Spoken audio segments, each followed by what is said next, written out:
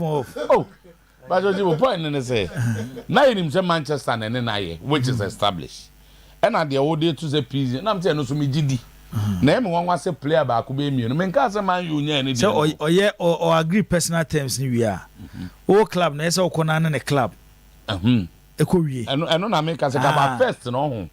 The club will give you permission to talk to the player.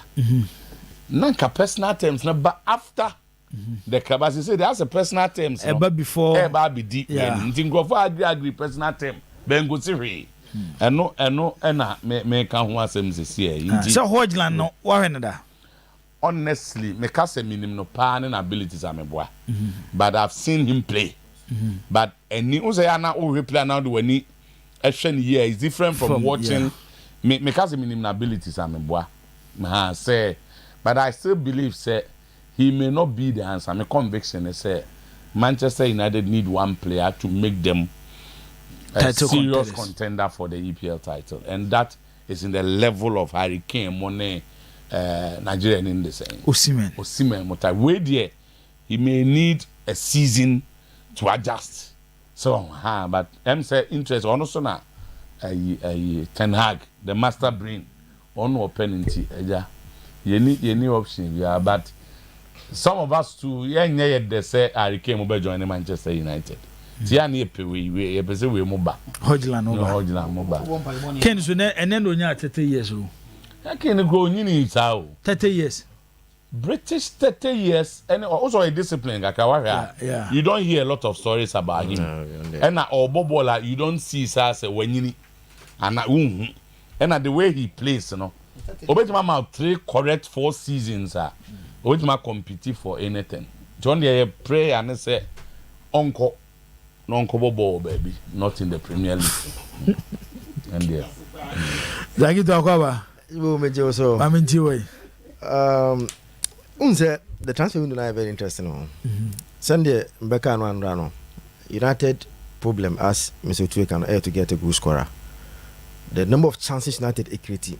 And yeah, this is when I started you from last season. Okay, the statistics that came and said. One, open play chances, big chances. BBA was Manchester United playing a lead here. You don't have a reliable goal scorer. Yes, Bruno Fernandes. There's no reliable number 9. But guarantee those goals. You know, the difference between Arsenal, City, and Manchester United, the front liners. You know, Arsenal put there. Goals some consider no and to consider. But difference between the 3 teams in say they were scoring more goals. United were not scoring more goals. And for you to compete, so I say after there, so 2 teams in Liverpool and so Liverpool no problem with goal scoring. Because there goals na Arsenal and City share almost so be almost share or be almost done. So they don't have problem with goal scoring. But their problem is that no one need someone to protect their back four. No? And almost shiny and they couldn't compete with the top guys, you know. And for you to be able to either challenge these 2 teams or maintain your position, which I say, you improve on your goal scoring. Clearly, Minister United against Leona. In the first 30 minutes, they United have bought clear chances, bare 5, almost pulling out to action. Almost bought to Chinese money 1-0 pay. The United next game. Similar thing happened against Arsenal. Even though they scored 2, but boss now to Chine, you know. Edo saying the almost 2-0 anymore. Money Madrid, no. Similar thing happened from start to end. United were dominated the game. Sir. When the okay, game no. Also, you can open your phone. Game say United struggle to match the athleticism of Real Madrid. Oh, that be Bono, Jibo, 1 possession. United had everything. Omunyanya the same on target 5-5. The difference was that Real Madrid actually 2 of their on targets on Omunyanya, no. And United targeting now on offense. It is a keeper no keeper is and she. You understand? But they are no make no United a game Jibo. So I at the prison no. Oh, sala this year no. so bɔ 4 midfielders 4-4-2 4-4-2 eti because o defend more pound like they rely on Rodrigo and Vinicius speed no eti omu tire pa no my but omu ti bitu o press na ono more dangerous with their omu pace no mo de ba no enti a game a United didn't struggle but chances no who say we are who theater haga he said it in the post match say the difference between omu and Baldini was so ubi ya ohun ya so ohun ya no o dum sisi ya so na nkasa sam na me hwe phone so ohun ya na fe de ohun se sa de be kan de kure lo na me hwe pa ohun ya se ohun se de be kan le kure lo afi de o person be kan follow so it's a game a uhwe bi pa de a not an struggle against them they was very comfortable Moford omu team match on Moford no a lot of possession bobo ni na ba na omu timi enche go no it ona ese United here na msoto jibo mo hwade a teams na omo ha adwen Premier League no onso de omo ye wa hwa similar ahwe Brighton for no on omo ye Brighton for no so nko sane boy na no omo kudus mo Northland Adingra Simon Adingra omo sign na omo ko ma omo no ko bejo so nko bo loan wo omo ko joma de akwa no mitoma po mitoma who say only mitoma different akwa no boy right to dream akola Ghana one day no Ghana only Kudus man Ghana ko Northland send him playmate ni Kudus and the time as Sule omoton Sule no and I didn't be take over in position no Brighton for no ko no ono no ko lo no Belgium okwa am so 11 goals or so no make 9 assists ono ma ko joma de aba the difference between one enemy mitoma and say oye clinic asi mitoma we nim go she oye clinic asi mitoma any brigo akwaru ni mbobo ana omakofa boy no Watford no Brazil ni akwa bibi dini se bia o striker ono se ye sabo ni bia obetwetwetwetwe Dawood so said Dawood the replacement for McAllister yes when assembly so the onibane wakofa the combination of Unai Emery Pau Torres unse okofa Diego Carlos omo de ni ba last no onya ligament omo spend pa eti now Carlos won ato no ento obo ne Pau Torres ena wakofa Diaby from Leverkusen abaka team no eti unse omo nya teams na omo ko League age but omo na teams na omo sihine because along the way omo facility big club bi no ma watch din and but this year why signing so na offer Yuri Teremas yes as free agent and he also can a team no Moford in the Moford no Douglas Luiz and Telemans yes so it omo there omo Major League but omo na along the way no team I say Newcastle achiro so you don't kakra betin wram so we wure ma on Major League so omo no Major League omo na say omo na ma e be top 4 no in the Premier League the top 4 na unya wram per z Major League say the financial benefits and nyama e wo mu nya because today today Newcastle are attracting big players because of Champions League no more no me say o man cut off Franco Tonali nkomba because of their Champions League no and I'm Tonali benya say let me go to Newcastle United eti teams na make say I think say Arsenal mola akamu one match ambo money Monaco Emirates mo na mo kapa mo ande mo ba mo chicha teams super Emirates afibia na mo tofia Emirates yeah nanzi Emirates bi first na but we communication near best week money City we want to win that now season the following week near starting we are not playing on merit we are not playing on merit I don't know the rules and say the winner merit the winner of the Premier League and the winner of the FA Cup the winner of the Premier League so aruna ye Mrano and Mrano say Oji League has FA Cup eso no be bo enti eso no be bo na say wo mranim enti am for do this second by wo mranim o ma trash ashe o so e want to time merit but merit le say the winner of the Premier League and the FA Cup. City young ne United the FA Cup final. Ne. Na say ke so mom ni United wo. The mom FA Cup. So this is the second. Sadia anka obi FA Cup competition obi akobo final. Eti e po community shield. What's my can ne krepa. What's my can dey silence come here no. No, silence come here no. Because na say so mo no am go mbesemo. Ye na ya to right. Like the last one ye emrefi. I know me share mo game bi. AC Milan Juventus game high pre-season they amunya bote. No, who say players physical condition. I don't know. Me say me can say ba so no so kan bi atu. Ade na ya 3-3. na the pre-season draw. Na pre-season bo wi a ye do league title another Champions League man. No, you are quick to I say me Let's keep to go there can meet you. Me ma hwe team na co-host. ma hwe team na mo hye no. Ba mesro anya botre go enra you to enra di ba beka no wa say afi omu team bia 4 5 6 aha no be wa beka no ana me hwe team no team a in the Italian Serie A they will be very good pa Serie A ne dey make me compete for the Serie A trophy no based on what you are doing but who say problem say look to check no me how coach me use me hwe game no na so man bo ase number on the ball two midfielders nim no bo Tijani ne yi also bo Tijani ni right back. What's the name? Just Christensen. This that was and now omo push for Renato Sanchez loan.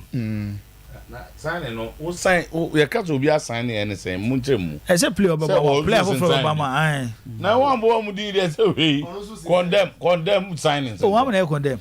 No some boy 2 seasons in Wabobi. Obo. But he has been very poor. What follow Samoa? Yeah, na ni no call no bebrebe na if you want more ball papa. okay, Doba. So where else inside the technical person you bet me I'm the best out of you na ba no. It's lacking. And this is Josie. But and when it comes to this, the signers na this your Oberu to phone. No. This year Oberu to phone. Oh, I will be 2 wine na to. Oberu. I said this is Oberu we. On the Champions League football there. Any money am go fa no ko here. Champions League football they are due.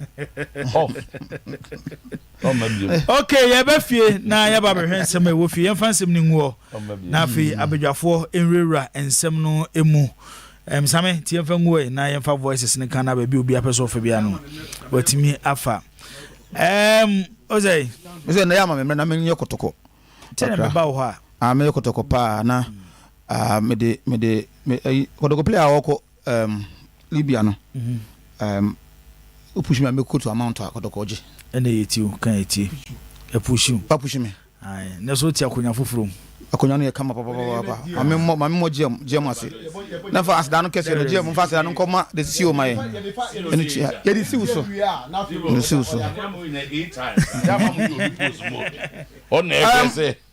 We are fine. Richard Boadu Agadas. O tu na nwumre to Libya. To Elali. Yes, in Libya. O tu na nwumre. Agadas to nwumre. Oh no, ko kan personal terms and medicals. No, on ka personal terms you have no. Okwa no akoye. Together with one of the manager's brother and Omoko because of agreement.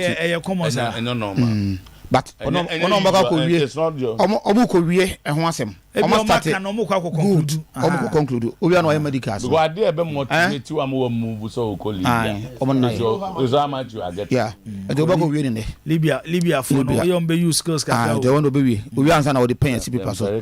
But kuma se Asante Kotoko agisika. Omo ba gisika. Na say omo gisika. Ombenya $150,000. $150,000. The moment the contract is signed, we can't receivable. Okay. Yeah, $150,000. Now receivable. Richard Boadu Agadas. According to Siasia, it's fetching Kotoko. Say passing medical sir. Yes. Elali of Libya, Ebema Agadas, Ebema Kotoko. Yes. $150,000. Fantastic. Receivable. $150,000. Yes. Okay. Okay. Tuba other ones so other areas when abesa fabim on Kotoko players demanding sikans na maba pre-season.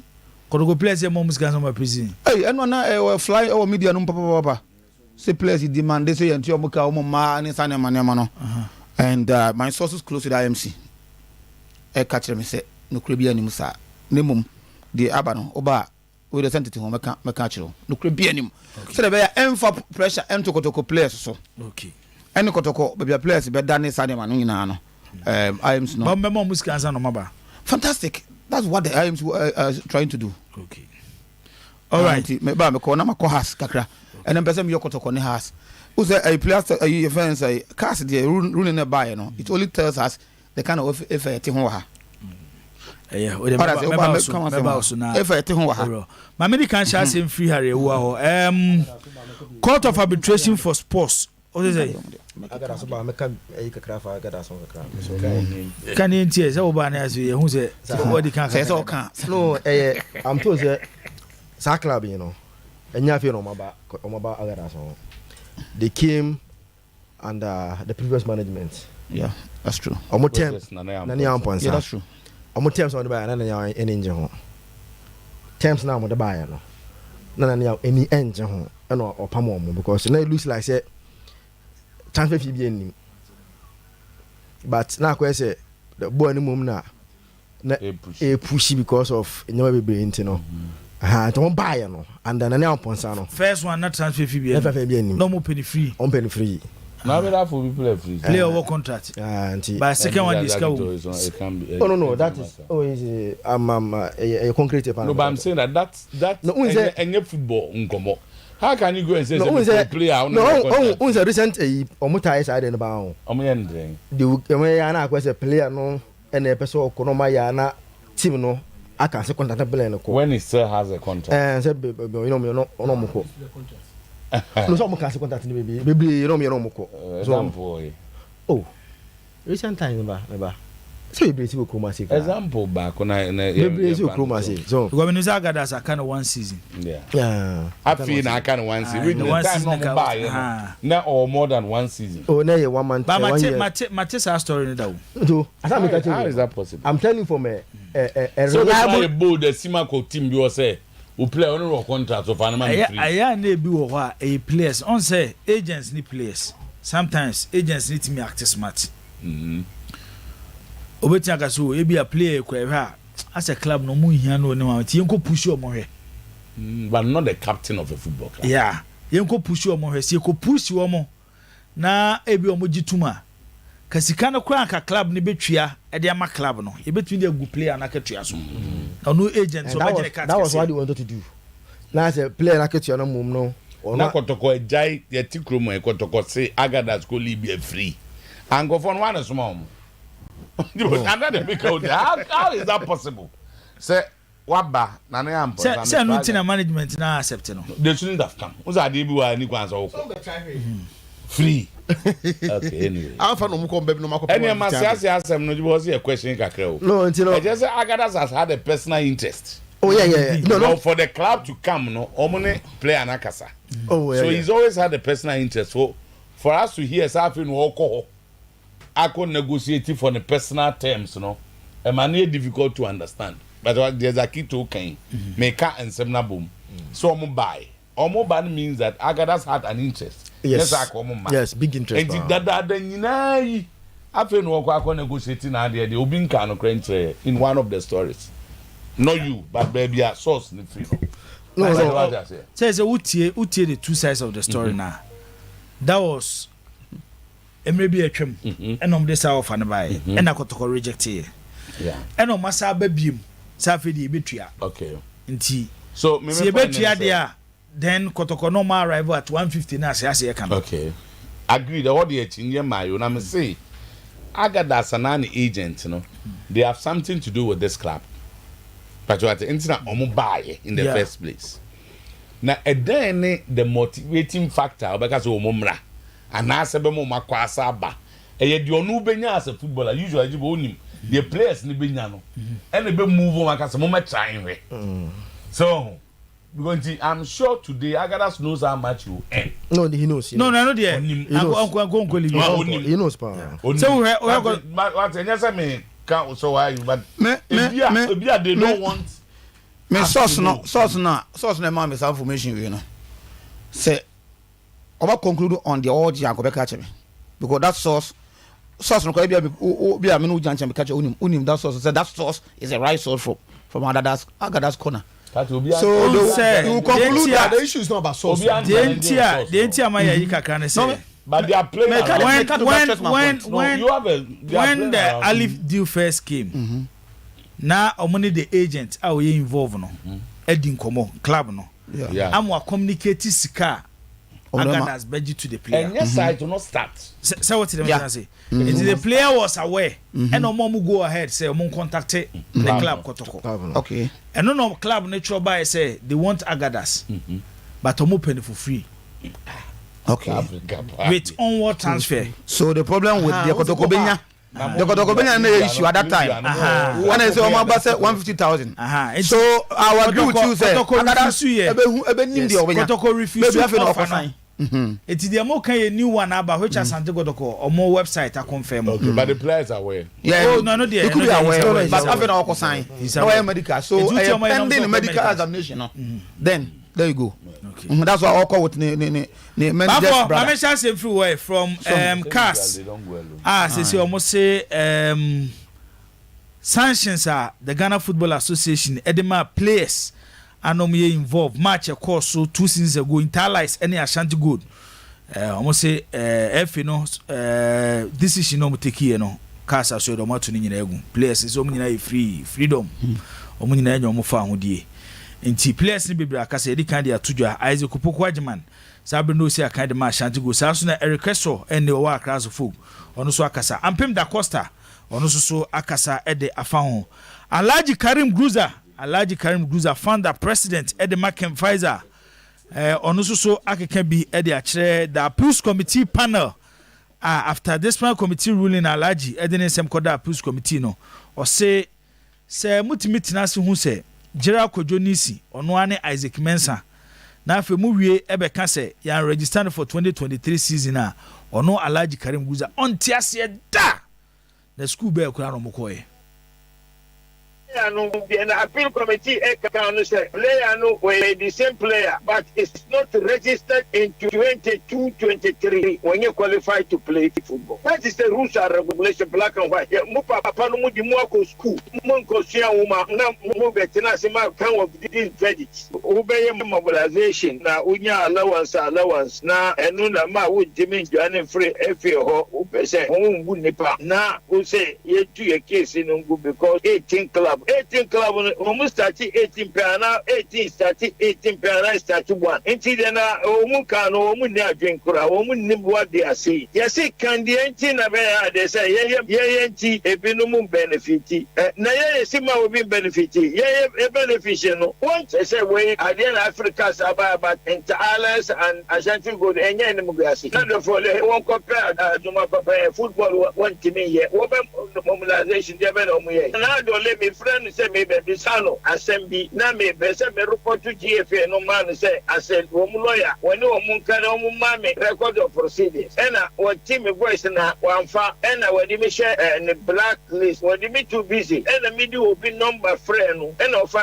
ena e pa di ma me say na do le me na Alhaji Gruza o si won timi ya juma bia ma me say me ma wa juma what tie de na me kan me lawyer na me fa no we doctor in law that is showing respect me be tima wo na me frɛ wa na wo di me a busy life e say me say na do le she say lawyer to the Ghana Football Association and me say me friend no ma advising no when no ma kasa no when GFA kasa no my record of proceedings and record of proceedings next Monday me be court Oniadofo uti Oyerepa 100.7 FM. Okay.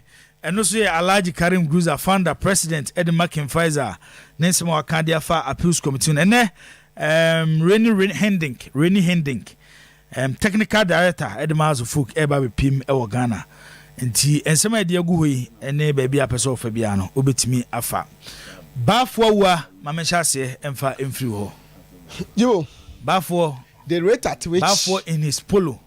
Yeah, thank you. Yes, we your original polo. Yeah. Yes. We by the can courtesy of Chairman Fulabi. Oh, okay. And the chairman yes, the chairman say. Young koy. Just that me know some small area. Adobian will be young ko. Jibo.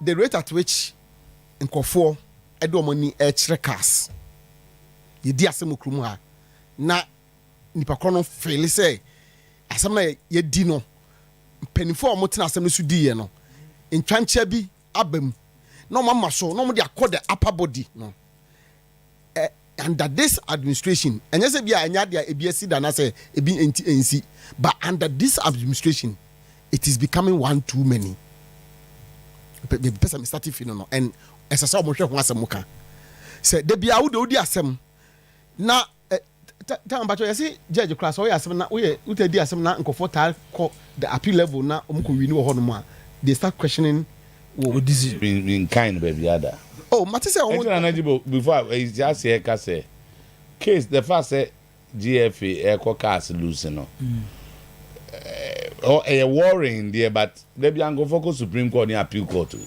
ɛna ɔsɛ wotie ba for the na woyɛ judge na maybe our case ko appellate body bia ya done no case na raise questions about ruling kakra there and there is na say wo no won sɛ na wodi win sɛm no problem ho maybe appeal no most of the time we can you obi na can we say common yes but appeal na ya dey assembly wo ba for e dey assembly bia asem gu asem bia na dey assembly no come sometime na sometime adane asem no ruling no to so ba ko mienu miensan na enum a ye be question no me also bi o wa adibo wa amfa ma at the high court na wanya fresh evidence yes e wa appeal court so say they won't even be but so we do manya fresh evidence o kan say majatu no plus in case they say you only be opposition as gold in general and yes maybe comment on minya nkomu nyina nwie but ebia on Samed Mohammed for instance page 10 krani page 37 on Samed Mohammed for instance on 148 was say this being said for the sake of completeness was it for the sake of completeness and given that in the Ashanti Gold GFA DC decision it was mentioned that Samed Mohammed was said to have insulted Samed Mohammed was said to have insulted the entire last coach for bringing Hashmi Mohammed Musa into the game to spoil the scoreline. And the stress in the event and none of the provision. Number 148. Somebody that said, "You say what did the entire coach, atom." So I don't know the Hashmi Abemu. I'm gonna say bet no. Yabani Samed. Ghana now I appeal and as what could the attempt? What did the attempt?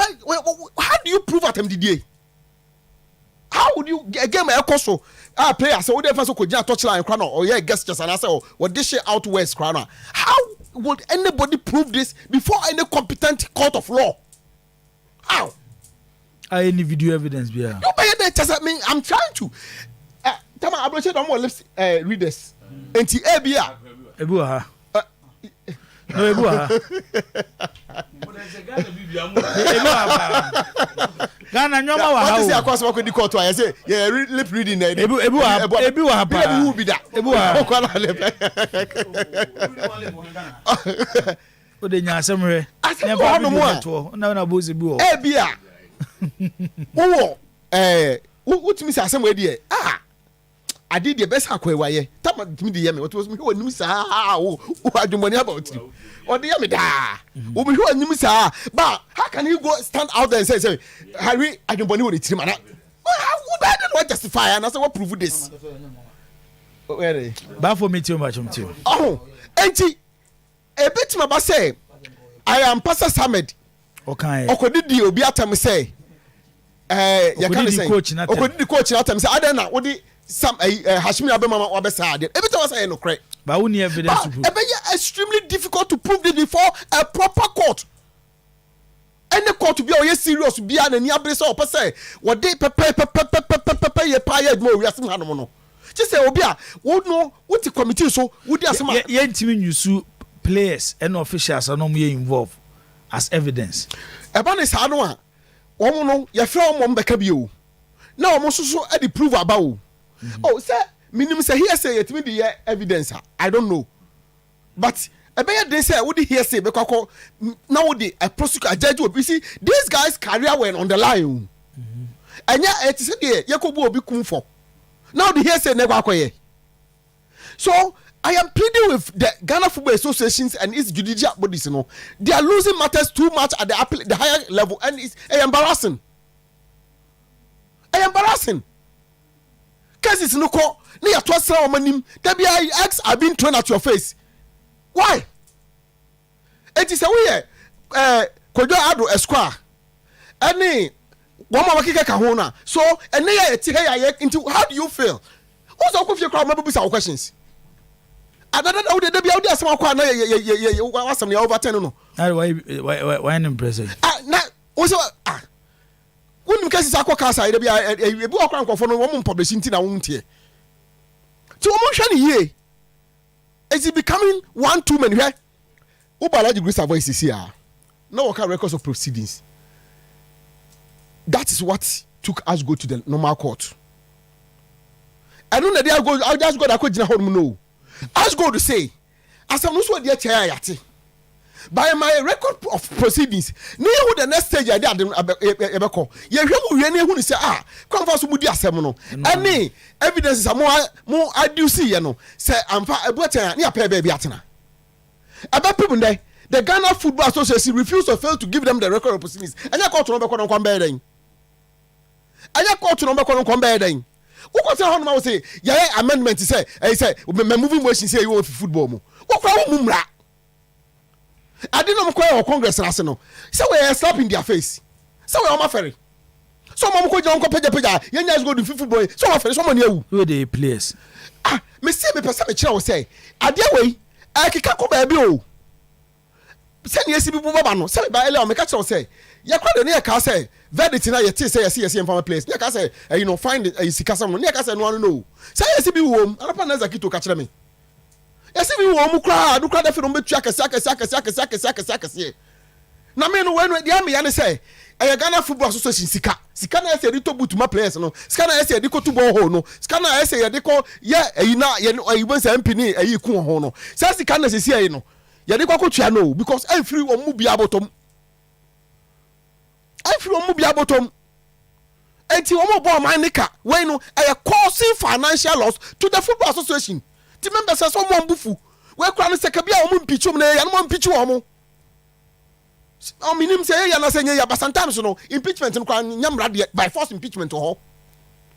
Na number ni say. Anam ko office mo ko tutu mo na mo tutu punu say ha na e dia. Tina mo ye mo no na ye mpa obi ampie. Ah wa na be. Ada na football for nyanko for dia. Football nyanko for football ye ni football for ho no. Omo ko efi wa. Atutu na dia mo ye nyan ba o se na dia na mo de dia mo ye boka. Na dia na mo ye boka. Omo group post office omo se sorry ni antupunu. Kan ya tum bo no ye na dia atum de why adwuma kakra kofie na wo ko ni atutum. Say na ensi ni ebesa akọ. Ana e kwa isa na ye den de e kwa isa na ye den. De ye de kika kwa ye kwa isa na ye den. Me ne wo kasa sisi ayi. Kesi siri bebre na esa akọ. Bebre na esa akọ. Minim say there's a window but I'm even hearing say champion may also go to cast again. I'm hearing minim how to it is. Baby akọ na nso no. What ya local one no sa international so aka ho. Say that I don't call cast no so be court. I don't pay no one about the voice. Was it because of proceedings you know first records of proceedings na if am fa he's going to court. I like to go say now boy. I go catch reference na no mo ti sa.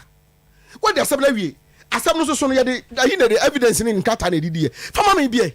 Say me nya bi koto fie. Say we ye kwa yan ka asem no ye de koto fie. Enti ade na akoso we efe ho no. It is becoming one too many ye pa mo chow. Mo fa nipa ho bia no afo bi hum na sepo na bia obi so obi hu na ye wa hio se den ye mfa no an leadi ekuo kura ye nipa nyina de obi aka ho bi no se wo leadi a ye mfa obi ho abufu onye wo nipa no wa se wo hye ni fichire ho no ma na ye nkwa na bobo na obobo na akọ ba bi se police hu anchewa na mom se kuo no pa be hye mu di a mamra no amu nyina amaja to ho se ye kuo no mra no mo ma no nya adwuma na mo ma pepepepepepe ye nya adwuma touch wood. But it's solid me touch you I'm wrong. But solid chanopa. Na you say dikin first asemi. Na if na say before. Enti eye. Ade chi ya na say die ayi e friend saying kwaku frimpon asem. Na so say fe na before. Eye. Maori and say individuals has also reported the FA president to saying cast nominate FIFA nominate. Okay. So I'm saying that the issues that keeps going up. Who say there be I say more fear. Not there be a report to my superiors. Even at Mumha. Say there be a report to any member of the department must superiors. It becomes it's in Pakon. Young go next one. I know your last one.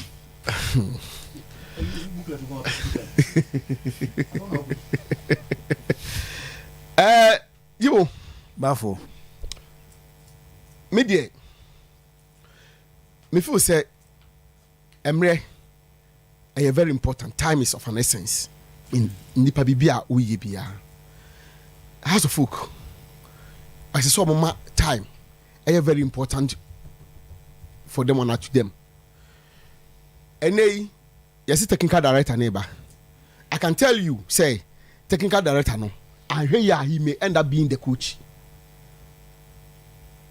He may end up being the head coach and play the dual role. Say no number some more consoswa.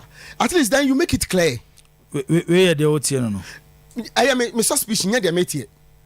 I am a suspicion because see now no almost say appointed coach. In fact, out there in the media space, you hear names flying around. Eventually, Nigerian is not coming again because you say, or you're tied with another club. I say, Otimi, who fit sign a contract anymore. And I'm saying, that he's not ready to make that payment. You know, and you know, Onyama has for cannot wait for him. He keep tossing them, channel. That's okay by me. But I'm saying that, say, if or no, he said, almost say. Technical director and take over the team. Start preseason with them, whilst they still search around to look to get a coach. I'm saying that one here I remember the catcher and say technical director no because me mama say technical director no. I say or no percent or the coach ba. Either or the fee amano neighbor and I say CVC now my receive no or be combi in and then or pick it back could be say okay when I'm in Bejuma. Yeah, can say I understand. Say. A team manager has been proposed by the technical director. And how no you did Ghana ni? I when me penny dino. But manager I'm from Mama Kwamreku. Is so more? I'm Kwamreku. I'm friend no. And I can say it. I'm from Mankwaba. Say or master in your studio. Enyum. Oh, someone's on Obonyum. Oh, I think this is about the second or third album crowd. Enyum ni 20 team manager.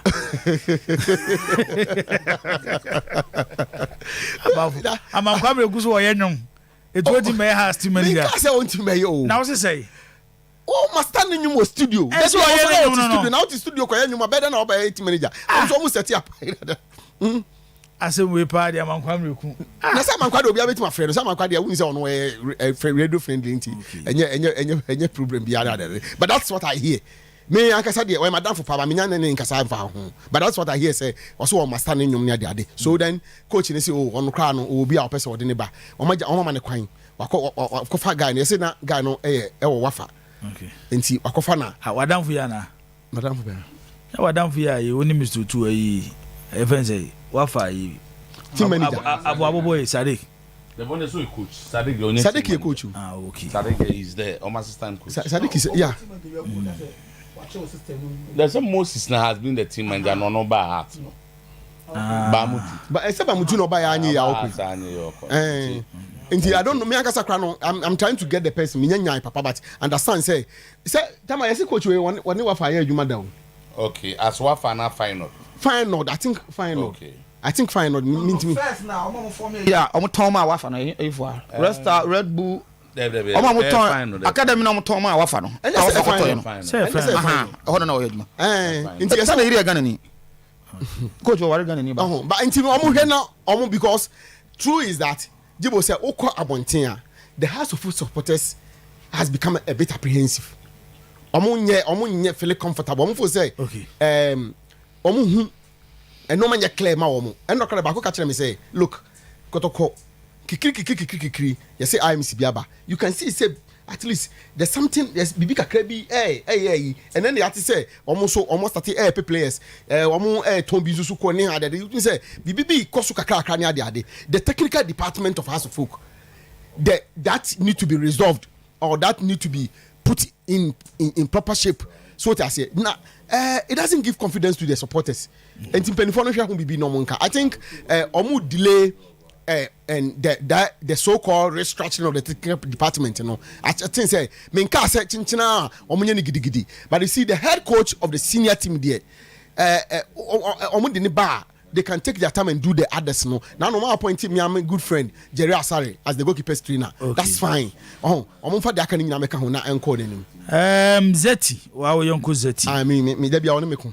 Was say please, respectively, can you bring out the names of the members of the discipline and appeals committee of the FA so that we will all know them?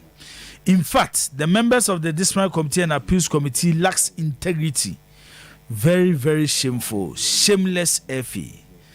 Things are falling apart in house. The center cannot hold. Zeti message out de Abba Enono. Alasan Said Zakito.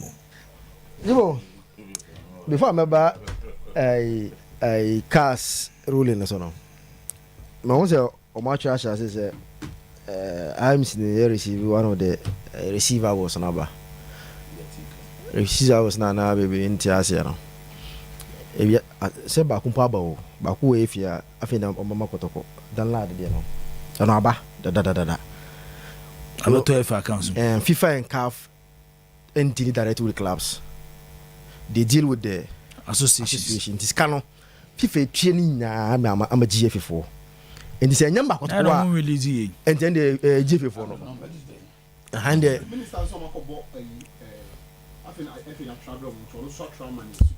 that is called the minister as well. Nina Babum. Can work up money no. Nina Babum. And he one of the receivables on Saba, the lad, you know. And we Saba. No bear 23 million, 2.3 million Ghana cedis. And he bear 20-something billion or something. So, and he, I'm just trying to make people understand. So when the issue about receivables, nobody be in Tiasia. And the kind of comment people were making now. Yes, simple. Oh, sir, and we are giving them a classic example of. And I'm saying, receivables now. It is our time. They no be abeja on credit. Oje now your records are what the bishim. Adi aya tuni or mom de kanye. We dey say nye. I'm guarantee no. And some be o a basia and binum etiase. On say ye can receive obu o ana. Won si atro baby on tiase. By bafu frost ana.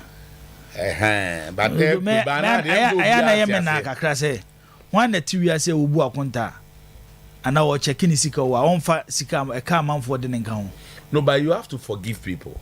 It depends on how you handle it. Obi a sheda na obu on tiase am genuinely on tiase o nti o tena no radio so no o kan wan we abeka so bo apayo ba be hwem na no on tiase ampa o so no, I've come to realize that too. No, it's true. People are. But we say uti sana ya na ed so be ba be dia tum. Yeah. Tina be unam wa na say mempre. So, I'm sure say the MC will have a very good start. Un say uti audio no very well when on people was speaking. Or can say with this receivables, the club is good to go. With this sponsorship. Yes, okay, na boom sky on any na. That is multimedia. Yeah. Club is good to go. And just say the club who should be a jack club ni see ya whoever is taking off skawe do moje je na say a chese ubetimi ayekotoko nyamfa so the another topic there but so much indeed Betika has paid the money also bomb baso for professionalism on say some of them must sign contract with the club no individual obe delay yes get just your skills obe train on say enne 100,000 today is not 100,000 tomorrow. Yeah. Finance fund be catch up. They will not pay it immediately. Yeah. Or bet change kakra no ahwehwe niam bia but some of the time as no more their bar. I think that we must commend them. No, it's good. And that and I'm at least we'll have a very good start because in the Scabon say now when you be a more year afi neighbor. O say aba. So when it's a bassina you are able to start doing Nobia. Oh, yeah. So, today postdated check. Onipa no so to the be receivable. It is added here. Joe, you see, Carson says me. It's here for the follow program media. No money position about this. You better not see a discussion no about the players. No, I can say the FNE now no based the argument and their ruling on hearsay. Yes, but Unijibo, FIFA are very strict about match fixing and betting. Omufi say so mu jano trasa kofo a betting be wi omo kuruma senyare ketwa. Enti no mama Ivan Toney Brentford player no I don't know omanya records of him ne slips a omanya okotwa bet. He has admitted. Enti I don't know say bia ya fee say okotwa bet no. They have evidence of ne slips ni na. I don't know ya chill. Because so we jan say so bia sorry match obi asori a match face no moko obi asori match face no moko no that is not how it is now do me dey for nye esas kekere bi oko page 15 over .64 ona second appellant that is Kotoko lawyer no omo ye back and forth no say there be in the first place before I even after be I do before I bet to us no me proceedings video proceedings and to .64 me proceedings video evidence exercise and pampo committee ne tena say and take that decision. That is the first point. Eti okoye na no na .65 29th first appellant so e dey omo dey okoye that is fifth and omo lawyer no eso kwa ka won say yan so support the second no we also pay video evidence of proceedings in a course no both at the disciplinary committee and appeals level. Jibo .66 says on the 3rd October the respondent objected to the first appellant and the second appellant request to produce the video of the GFA disciplinary committee and appeals committee deciding on the matter, as it affirmed that such video did not exist. That was the end of the match. And onana Case closed. Say omuaji to musa da bi video bi enu ho I bet you provide say about because such a very serious matter matter take a decision most money any recording a year of yes bani obi from Nejuma most money any video money any recording evidence such as ampa to support it committee etna say take that decision no and they continue on there. And you can .68 over to that is page 16 who said there was a back and forth by the show arbitrator. Both the first and the second appellant argument was that they want a show arbitrator. The reason is that so November attorney contempt, but GFNO because they wanted to delay the opposed say there be open a jury either 3, 5 or more. I don't know the everything says yes and now at that point I have to omunya have to be around or form a quorum.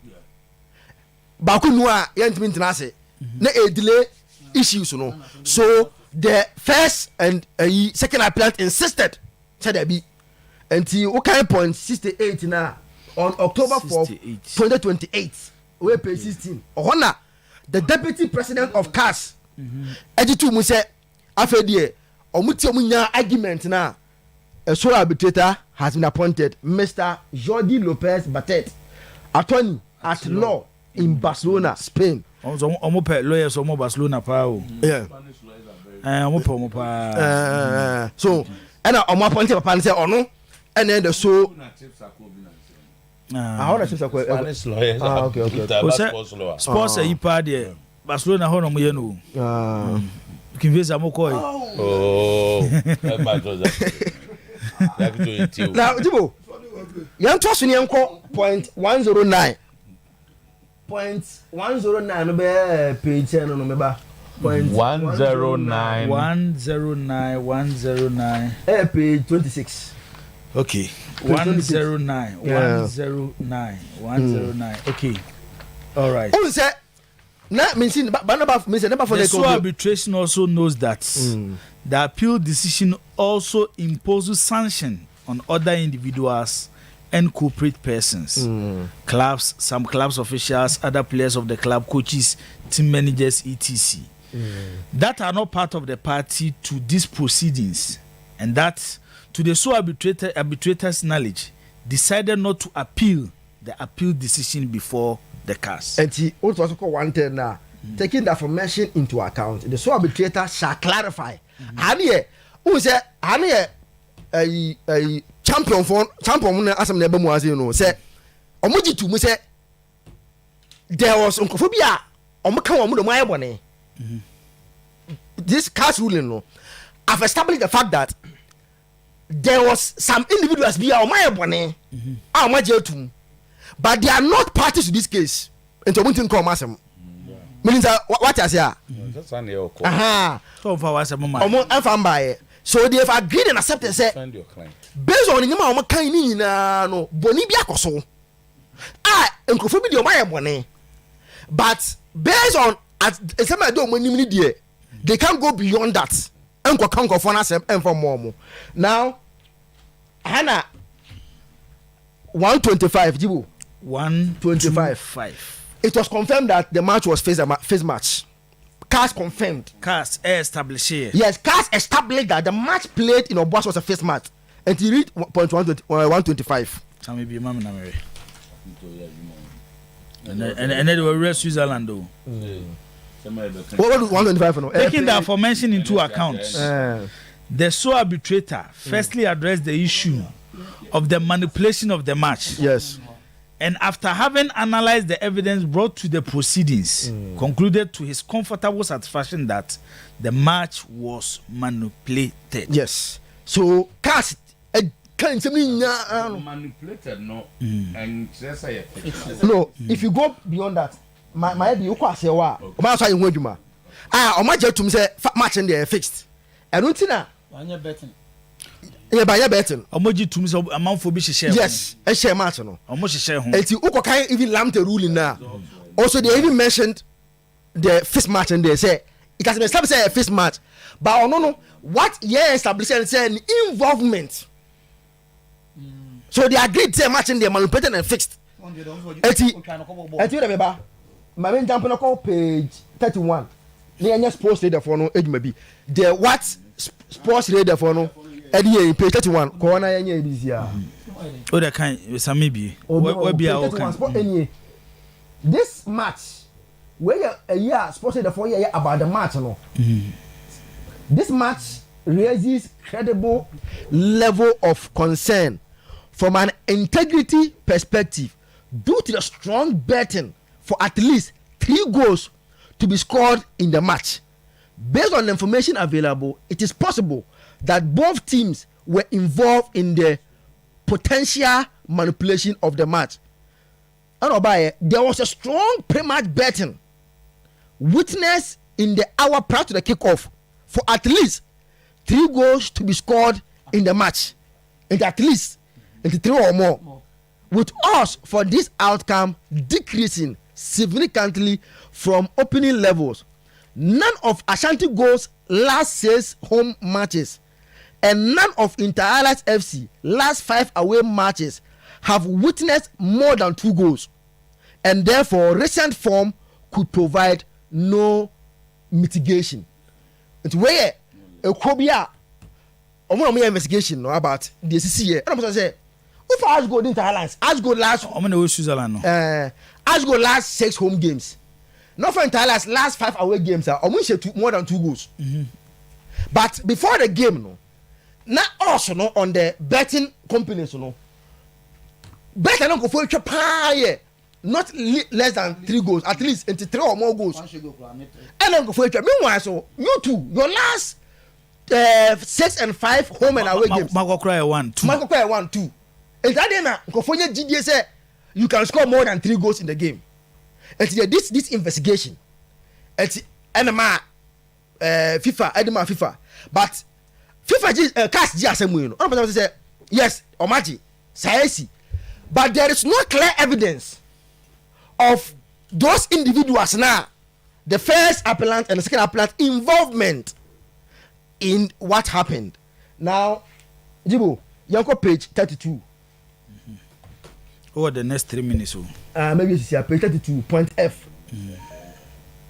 With regard to the specific case of second appellant, the evidence made available in the file does not suffice, in the sole arbitrator's view, to conclude his comfortable satisfaction that he carried out any specific act or omission that can be embodied within the framework of Article 34.5 of the GFA Premier League regulation. Anna, with a Lamtediano, or Mujitum say, after everything that has happened, Obienu our evidence, Lamte had a direct involvement in what happened. Ewo eni na no enti Jibo o to so akọ 132 133 134 ohona champion mo asem bam ewo asenti Jibo 134 mameko 134 na which your last one. The sole arbitrator is convinced that other persons Jibo do teni other persons who are not a party to these proceedings were involved in the manipulation of the match, but the issue submitted to his consideration in these proceedings is whether the appellant, not these other persons, were involved in the relevant match fixing scheme, and with the probationary element brought to the attention of the sole arbitrator in these proceedings, it cannot establish to comfortable satisfaction that any of the first appellant violated Article 34.5.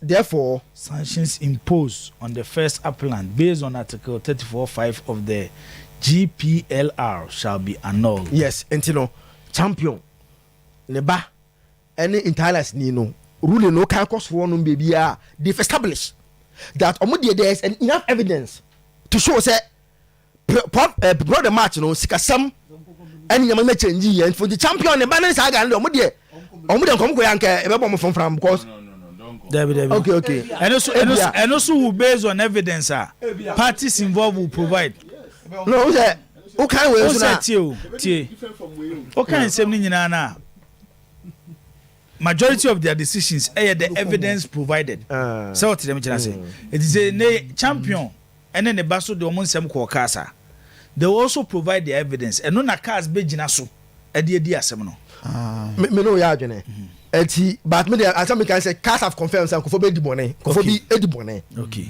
omo de entinka obi a say Hassan Said wabo adwuma omo ne nke bia wabo adwuma pa mani ajo ho one thing about that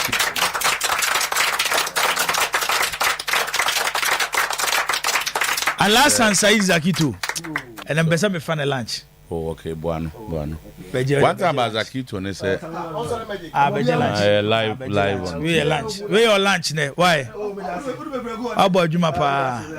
We go to mama tell my for lunch. Why? One thing ne say I think Zakito has done a good work on the documents.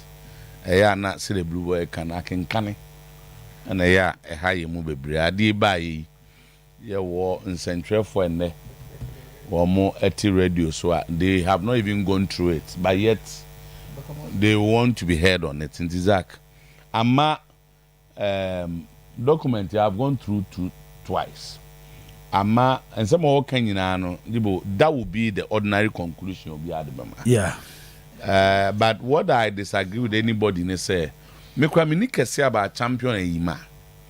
But I think that Asgo probably might have had a case. Yeah, if Senka almost far the same route. If the company as good. Yeah, as good as a company or a football club.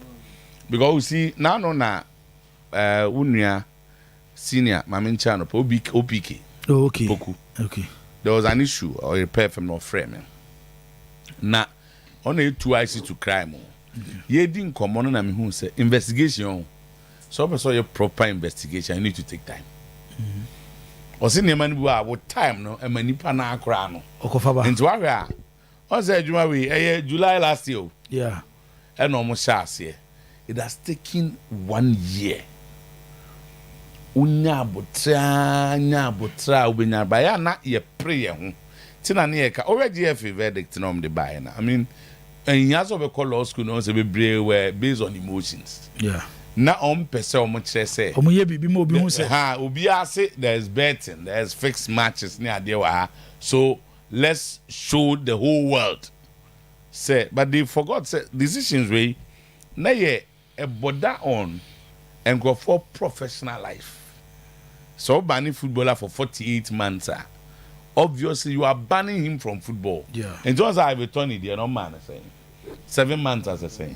So okay, footballer say for 2 seasons don't play footballer effectively. What catch and say yeah.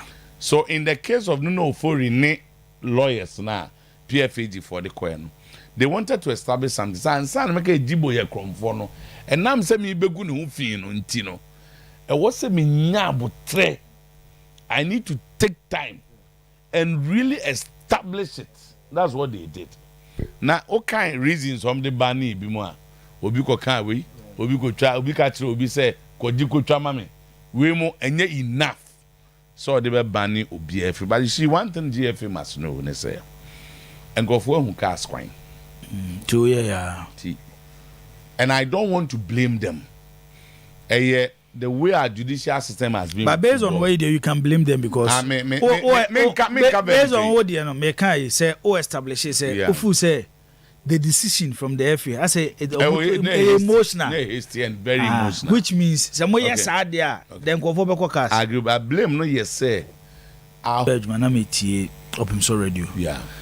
Na panyini bi to no wo kire di ntia ye free bono no kontompo yeah na the story behind it no interesting. Very interesting. Yeah na story na ye come up antimitie ya wo cheche nyoma bebre uze panyini no nana from what I hear and he said the name of course no he's working and or show leadership and Daruma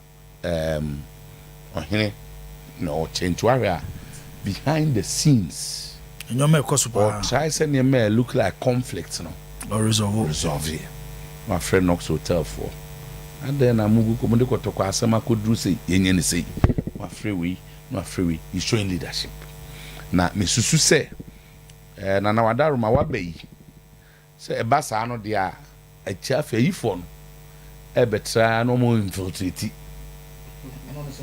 oh nebia obi ko we say na ya na mpempi ha na say the omo konize say so a nyame adom receivables no be turning into and you say be basa na akote debt ni so there's a relationship between receivable and your oka audio say the moment 2.3 baba pe so beti e ka 3.5 no you want to free mama aba be 1.2 ti beti card ye so ba pe so ti bo se be do next week no na ka no zero na fe aka receivable so nko a afọ the oil nim no sa na tie so nipa bia se o titi receivables ka na o ka because na receivables no entiase na ha adwene but the more wunya scan and I'm very excited say embassy the otumfo pimso anas obi de beba bia no ebeka receivables na e ba na e converting so it is a kotoko bigina ye and that's what we are all looking for name politics on the idea no enfiri na kotoko nye free kakra at least for the supporters to have their way now we na more quick one on Orademenya quick one and come to one cry tumfo asina monyamu so you see friend na odine nchen wo koba no on man reflect your supporters no especially sikasem no on news no office na no kana me ka so mo advice no on fa bibim to se me the 1 million Ghana to as supporters bia seed money supporters mo fa kakra me so no mo fanya dey mo fa ngo bo anya organize no mo ye fa buze so so they fa buze already organizing the circles no on offices okay you know but for this milestones no achievable go na no nim me din ko na mu how much he has contributed through management to Kotoko. But it did not even reflect. Man, who say Bonidi ka said Damanya di say aba.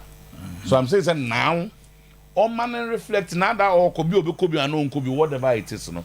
Now, yes, at the end of the day, they will judge him by the man. That's the point I want to make. Now, all man okay. Fine. Captain Siasia Akumia Sechi. Robo, that's it. That's what this was and my head that no dean. Bemani. Oh, I don't know.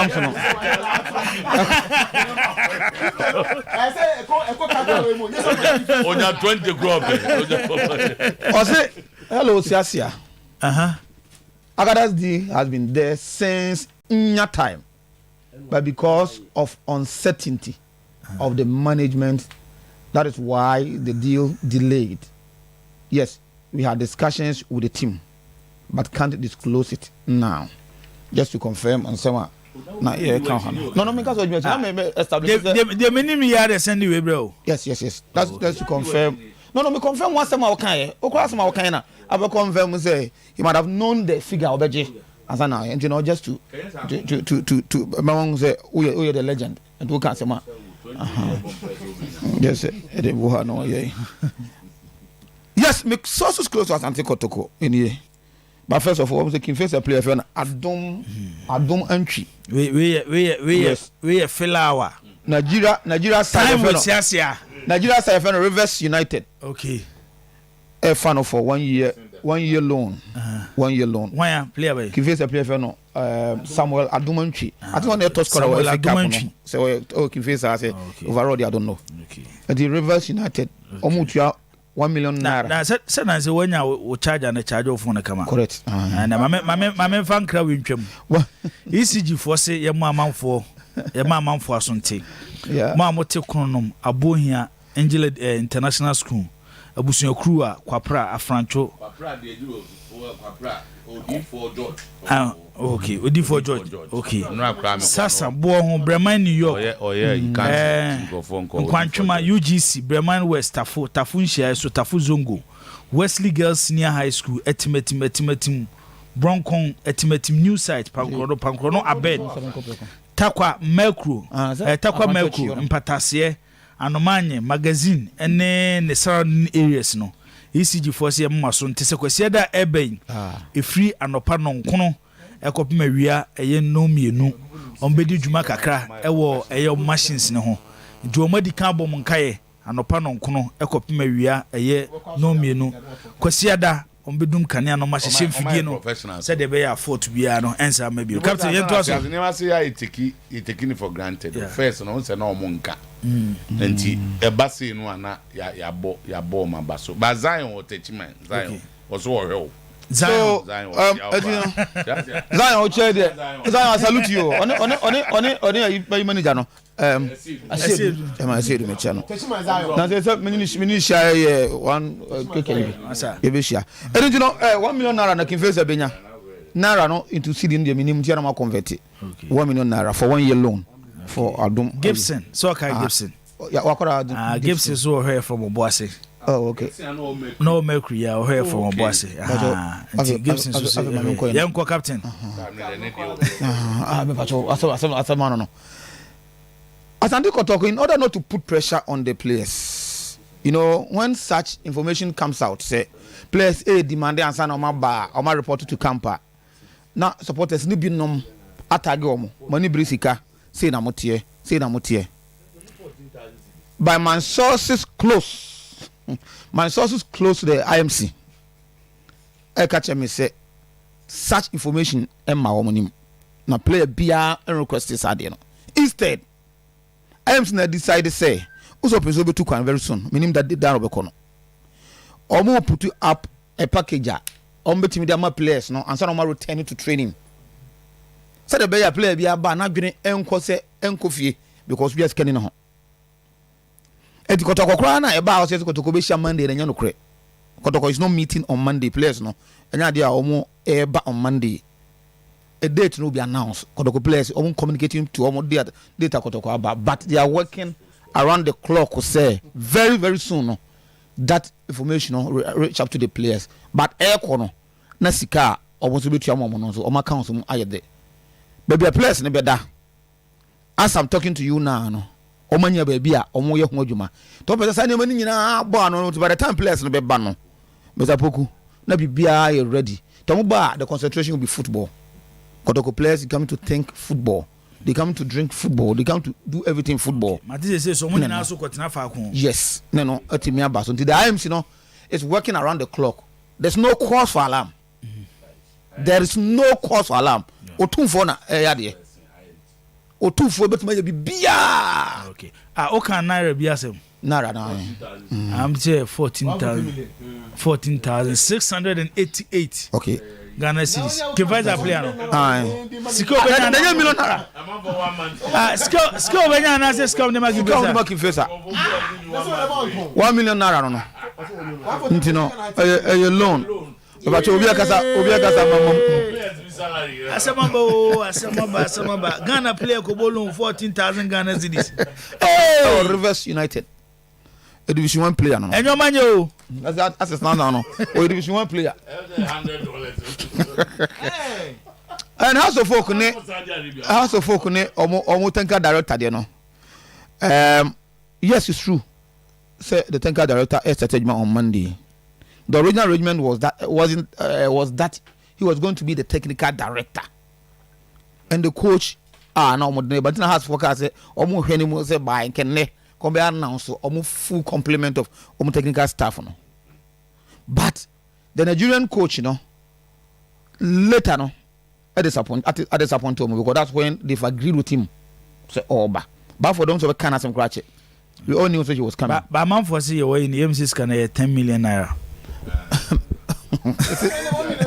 Missy 1 million naira 1 million Missy 1 million naira and I'm kind minimum 10 and 1 okay so coach Nantimi Amano the tanker director no don't forget that he's a coach every tanker director is a coach omo bra no position and one will take you over now until somebody appointed the House of Folk supporters are more free say omo sure of omo tanker staff no who be any because tanker director no another direction what I say one knows on the be coach has appointed no and the be adwuma and so no na ono mu ya yes and bibia answer but then the House of Folk hierarchy no want to sit down with the tanker director because the Nigerian coach now come appointed no e won no influence e ka na come appointed no and I say you know but to ono be do we are that time to fix some date at the place here Monday omuntimi setano don't forget your time table the Ebo League no and the ono be we are they will sit down with him not the numerous omunya ye no civis omunya ye no omo go through where the coach feels comfortably he wants to work with him tanker director feels comfortable no they will appoint that person to take over the coaching job no then they go so as I'm talking to you House of Folk consider an assistant coach a Ghanaian minimum 3 of them okay I will not mention their names what about Bakope right Bakope you champion as assistant coach yes but I know 2 others canon okay among others for Bako kan anyway omo person bet my consider these are who push me for Bako kan try me remember I am not supposed to say this. I am not supposed to say this. At now, but House of Folk will get their full complement of Omoyi. But your champion the lead. Juma. I will say only lead about Kahon. Okay. The front runners no Kahon, but you no lead. Okay. You know, say if we are they will get one. That I can't tell. Okay. That I can't tell. But bet me I can. What down for coach be Kahon? What down for coach be Kahon pa? No, is coach Emisa. What down for coach be Kahon? Oh, coach Emisa. In future biano. Bia. You bet me.